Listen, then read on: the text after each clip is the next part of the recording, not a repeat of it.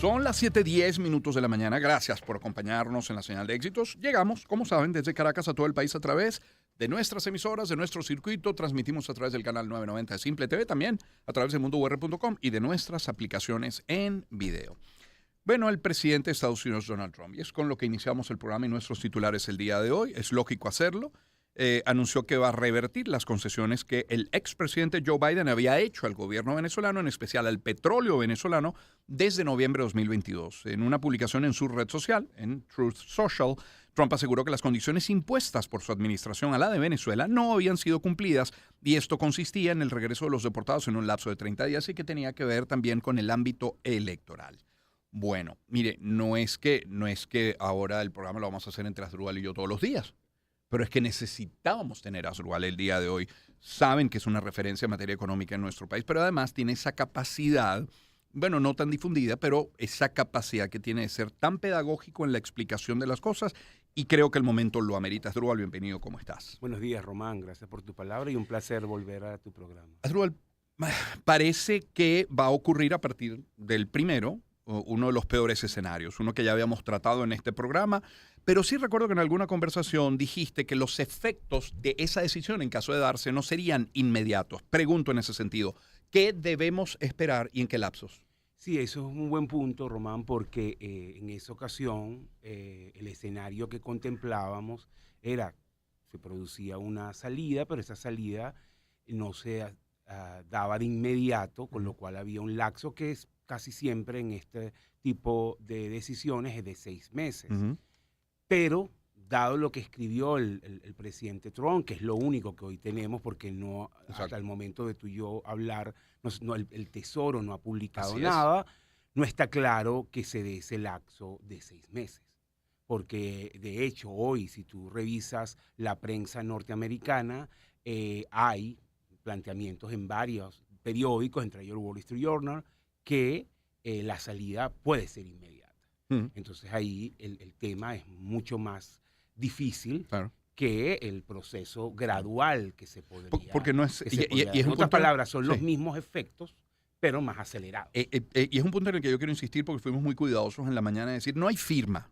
Hubo un anuncio que sí tiene fecha, que es 1 de marzo, pero firma no ha habido. Texto no hemos leído, y tú bien lo has dicho, el Departamento del Tesoro tampoco se ha pronunciado, en fin. Sí, es importante entender que el Departamento del Tesoro, que es el equivalente, no necesariamente, pero el equivalente al Ministerio de Finanzas en Venezuela, es quien de alguna manera administra, emite estas órdenes ejecutivas y las normas, o sea, establece los criterios, ¿no? Entonces, ahí está el anuncio de Trump, que es como, me imagino, pues claramente una orden al departamento, que ahora me imagino debe estar instrumentalizando esto. También recordemos que Trump utiliza mucho estos mensajes en su propia red como mecanismo de generar presión, de abrir procesos de negociación. Entonces no sabemos efectivamente cómo puede darse esto, si efectivamente está buscando una respuesta más agresiva de lo que él esperaba por parte del gobierno venezolano, si efectivamente a partir del 1 de marzo la licencia queda sin efecto y esos 6 meses de los que hablamos es también un periodo de negociación para ver qué se logra. Entonces, esos son interrogantes, obviamente escapan al ámbito necesariamente de lo económico, entran más en el terreno político, internacional y geopolítico, pero no está claro. Lo que sí es un mensaje importante es que es el primer anuncio por parte de Trump de, bueno, las licencias y sobre todo un planteamiento de revocación de esas licencias. Alguien decía al comienzo, bueno, nada, Venezuela está en el puesto 5, 10, 15, 20 de la lista. Bueno, pues subió en la lista, el ¿no? efecto no es tanto a Estados Unidos, efectivamente, el efecto es a Venezuela, ¿no? Eso yo creo que es importante precisarlo. Yo te preguntaba por lapsos y qué debería ocurrir. Más allá de cuando publique el Departamento del Tesoro lo que tenga que publicar y de conocidos los lapsos y los términos de esta decisión de Trump, eso del overcompliance, el sobrecumplimiento, me imagino que sí genera preocupación ya desde hoy. No se pregunto. Eso y lo que llamamos los economistas, Román, las expectativas. Es decir, hoy todo venezolano, informado, que sigue estos temas y que entiende la relación petróleo-economía, que son la mayoría, está preocupado y empieza a condicionar sus decisiones, su conducta. Ayer apenas sobre esta noticia, bueno, yo pensaba tener un día tranquilo, había programado varias cosas, todo eso se trastocó porque efectivamente muchos de nuestros clientes, personas ligadas a mundo de empresa, de negocio, ya empiezan a preocuparse. A veces cae también en grado de desesperación, que es un poco el aliento. Ayer parecía más psicólogo que economista, ¿no? Porque el llamado era un poco más a la calma, a entender efectivamente qué es lo que está ocurriendo, y no necesariamente a actuar desde la desesperación o las vísceras, ¿no? Claro. Hay que tener mucha cabeza fría en estos días, sobre todo cuando tienes enfrente un negocio y tomar decisiones que implican dinero, ¿no? Claro. Es lógica, Asdrúbal Olivera es nuestro invitado, es lógica esa preocupación, porque si uno piensa en la medida, cuando uno recién conoce ayer la noticia, uno se pregunta primero, no piensa, país petrolero o Venezuela, ¿qué va a pasar con la producción petrolera? ¿Qué va a pasar con la comercialización de nuestro crudo? Pero sobre todo entonces ya la gente piensa en lo que directamente le afecta. Lo es que lo otro no, pero ¿qué me afecta directamente? Oye, el acceso a los combustibles, el precio del dólar, no necesariamente en ese orden, pero son temas en los que uno piensa con esta decisión. Claro, porque en economía todo está conectado. Entonces, obviamente las licencias, no voy a hablar solo de Chevron, porque yo creo que al final, y de hecho el anuncio habla de todas las licencias, afecta todo lo que es la producción petrolera bajo licencia. Entonces voy a dar el concepto un poco más amplio. Obviamente dentro de esas licencias, las licencias de Chevron es la más importante, ¿no? Estamos hablando de, en este momento, cerca de 305,000 barriles diarios están bajo mandato de licencia. 20% de la producción. 30%, porque estamos Exacto, en un ya millón, 30%, exactamente. Es verdad. Estamos hablando de 30% de la producción que está directamente afectada a partir del 1 de marzo. Para cualquier país, eso es un choque importante. Estás afectando el 30% de tu producción en un país donde el 85% de tus ingresos, o sea, los ingresos del país, vienen del petróleo. Entonces, de ese 85, que es donde viene tu ingreso, el 30% está siendo afectado. No estoy diciendo que ese 30% se va a volver cero el 1 de marzo o que la producción va a caer 30%. No, porque al final, obviamente, estas empresas, dependiendo cómo salga la orden, dicen no puedo seguir operando. PDVSA, que es el socio mayoritario, va a tomar control de esos campos, va a continuar intentando producir y obviamente va a tener que redistribuir ese petróleo, ya no lo puede mandar a Estados Unidos, lo va a tener que colocar en Asia, pero esa decisión tiene consecuencias. Fíjate algo que yo creo que es importante entender cómo funcionaba la licencia para ver las implicaciones, ¿no? Porque, bueno, en el debate, sobre todo político, se habla de estas licencias y se dicen muchas cosas, pero creo que hay que ir a cómo operaba. Las licencias estaban generando, Román, mensualmente un flujo de unos 460 millones de dólares que entraban al país. 460 millones de dólares, ¿no? Multiplica eso por 12 y eso te está dando el monto. 920. Bueno, mucho más, por 12 meses. Por 12. Claro, porque es el año. Claro. Entonces son más de 5,000 millones de dólares, ¿no? Ese es el efecto en ingresos de esto. Ahora, esos 460 millones se dividían en 3 partes, ¿no? La primera parte es pagar deuda que tiene el Estado venezolano con estas empresas. Hay una deuda y se estaba pagando con este flujo. Entonces ese es el primer elemento. Con lo cual tú estabas disminuyendo el pasivo que tenía el Estado venezolano con las empresas petroleras. Luego una segunda parte, y esto es bien importante, era capital de trabajo, reinversión. ¿Cómo pudimos pasar de una producción petrolera, vamos a hablar específicamente de Chevron, una producción petrolera que estaba cuando se dieron las licencias entre 10 y 15,000 barriles diarios a más de 200,000 barriles diarios en 2 años? Eso ocurrió porque se recibía el flujo, se reinvertía en los campos.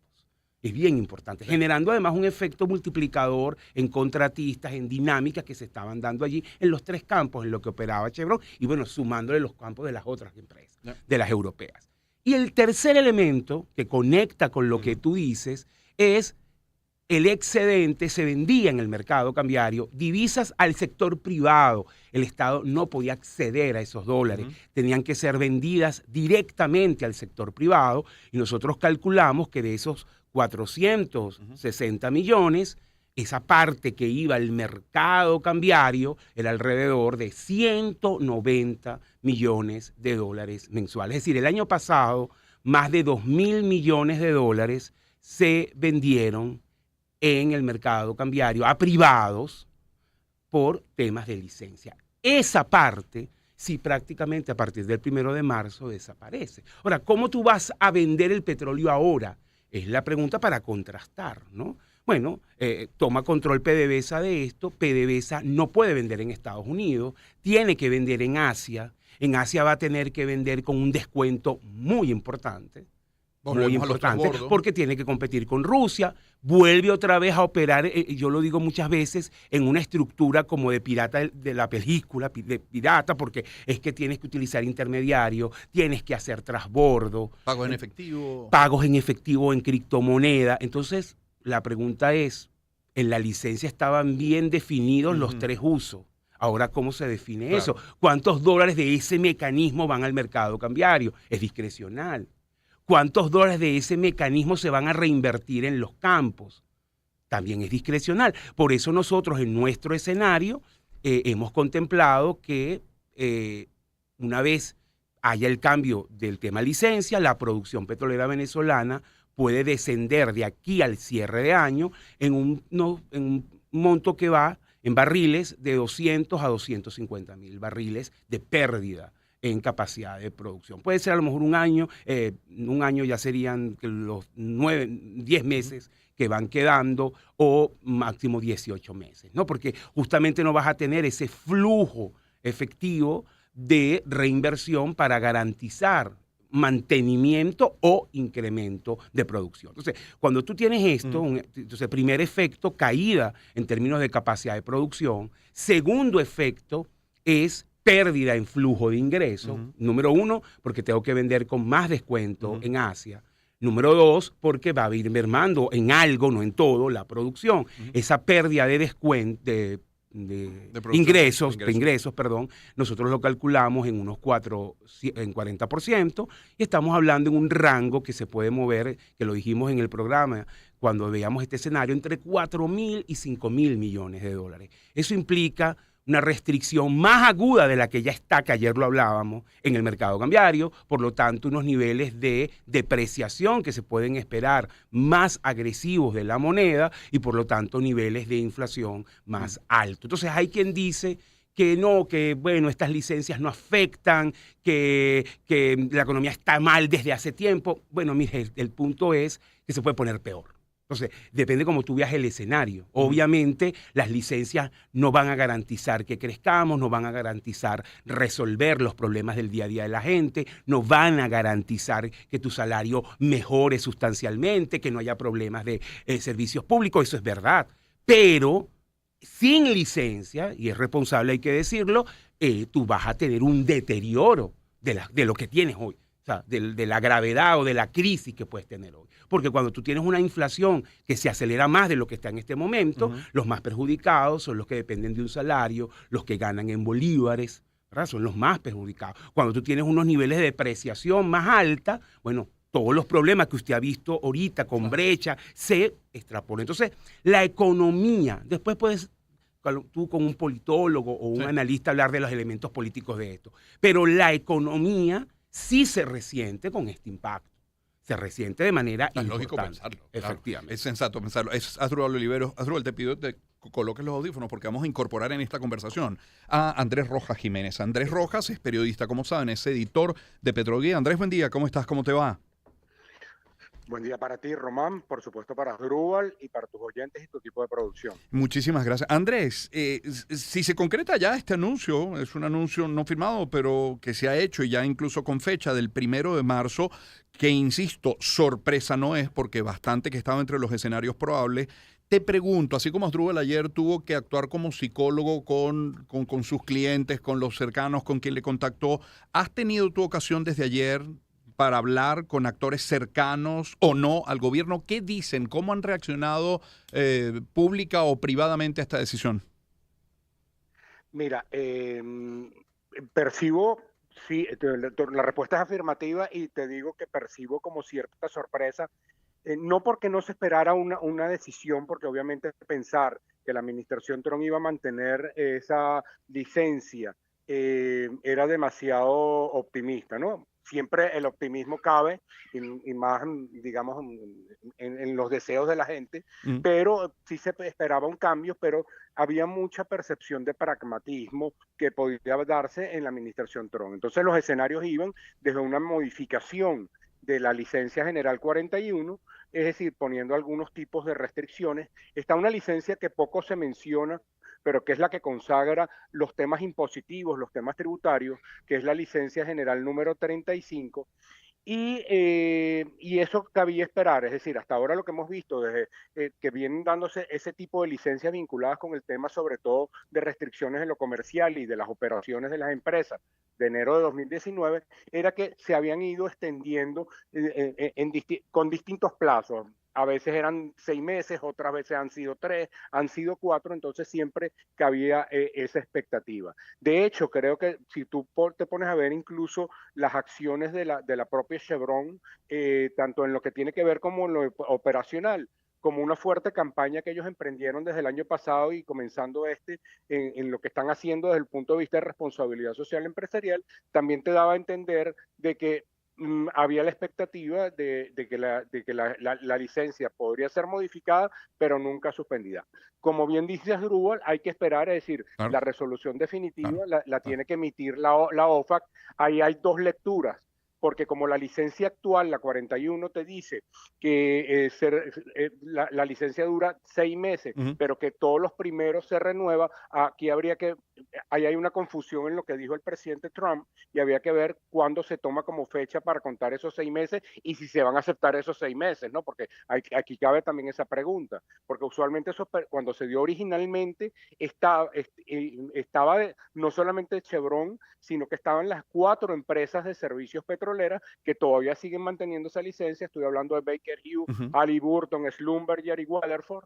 Está también las licencias privadas, que su contenido no se conoce, como o cartas de conformidad que se le dio a Repsol, y hay una que también, digamos, cuando uno ve, por ejemplo, hace semana y media, unas declaraciones que dio el primer ministro de Trinidad ante la Cámara de Energía de Trinidad y Tobago, te daba a entender de que había la expectativa de que Sí, se podía llegar a algún sí. tipo de acuerdo con la administración Trump. Todas esas incidencias ahorita entran porque si se le quita a Chevron, obviamente se va a dar una seguidilla con todas las demás licencias. Mm.